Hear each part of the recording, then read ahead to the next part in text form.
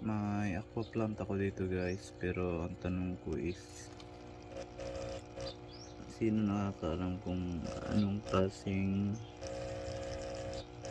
fungus or bacteria itong nandito sa stem niya.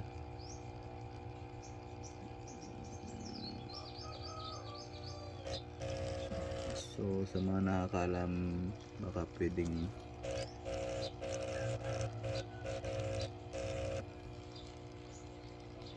magpaturo kung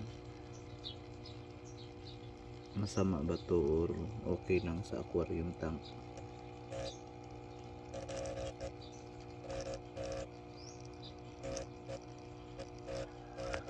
Para siyang white fungus.